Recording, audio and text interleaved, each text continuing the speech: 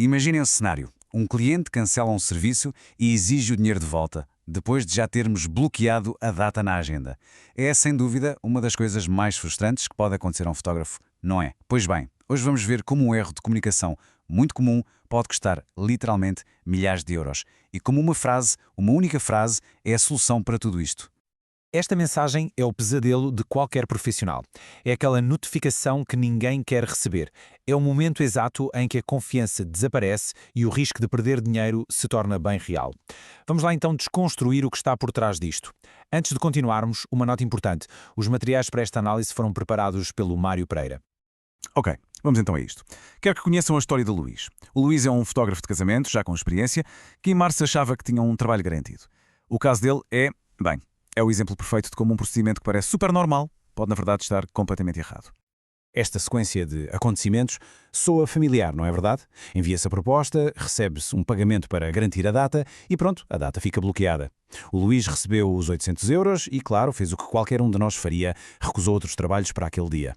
O problema fatal, estava precisamente naquilo que não foi dito e, mais importante, que não foi escrito. A comunicação foi perigosamente vaga.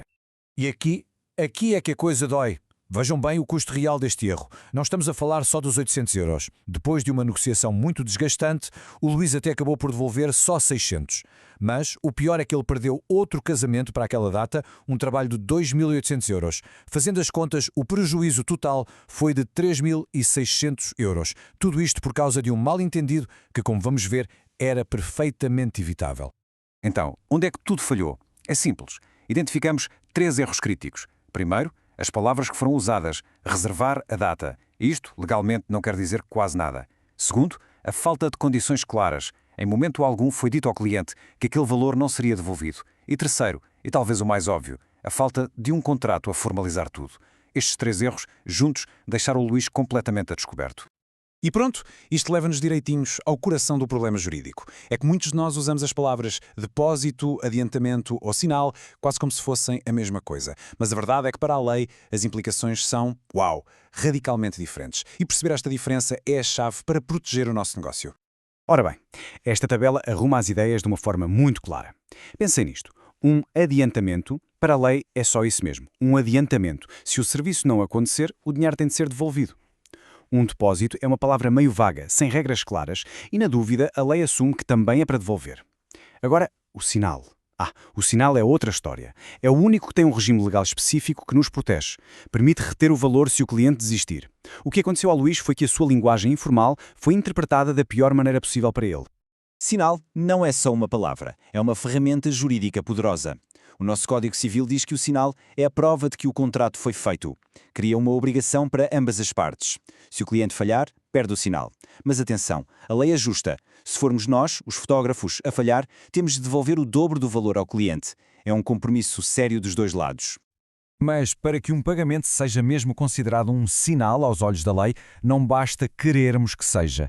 Tem de estar lá escrito, preto no branco, sinal. As condições para o dinheiro não ser devolvido têm de ser super claras. A tal regra de devolver a dobrar, se a falha for nossa, também tem de lá estar.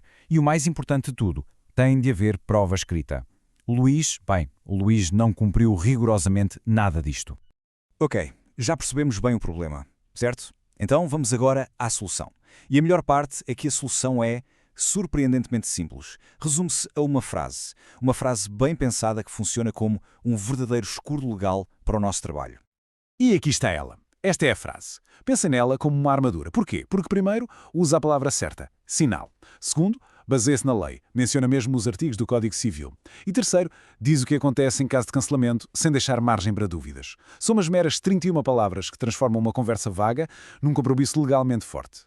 E este quadro mostra a diferença de uma forma brutal. De um lado, a frase do Luís, pagamento para reservar a data. É informal, é ambígua, é um convite a problemas. Do outro lado, a frase juridicamente correta. É precisa, é formal, não dá espaço para interpretações. Uma leva a discussões, a outra previne-as. Pronto, saber a frase é meu caminho andado, mas a verdadeira proteção só vem quando integramos isto num processo de trabalho sólido e que seguimos sempre. Por isso vamos lá ver como pôr isto em prática, passo a passo. Este é o procedimento à prova de bala. Primeiro, a proposta que enviamos já deve ter a cláusula do sinal.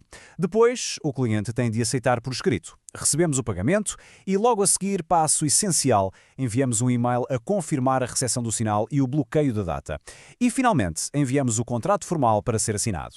Cada um destes passos, sempre por escrito, vai construindo uma muralha de proteção. No fim, temos um acordo que toda a gente entende e respeita. E para termos a certeza de que nada falha, aqui fica uma pequena checklist. A proposta usa a palavra sinal, sim ou não? Menciona a lei? Explica bem as condições em que o dinheiro é retido? Inclui a regra de devolver o dobro se a falha for nossa? Pensa numa exceção para casos de força maior? E, crucial, o processo termina com a assinatura de um contrato? Se a resposta a tudo isto for sim, então sim, o negócio está verdadeiramente protegido. Isto deixa-nos a pensar, não é? A história do Luís não é um caso raro. É um aviso para todos nós. A pergunta que cada um tem de fazer é: os meus procedimentos, neste momento, estão a proteger o meu negócio?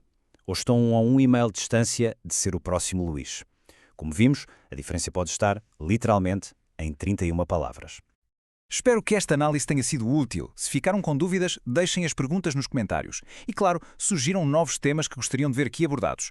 E nunca se esqueçam do nosso lema: fotografe com liberdade, proteja-se com conhecimento.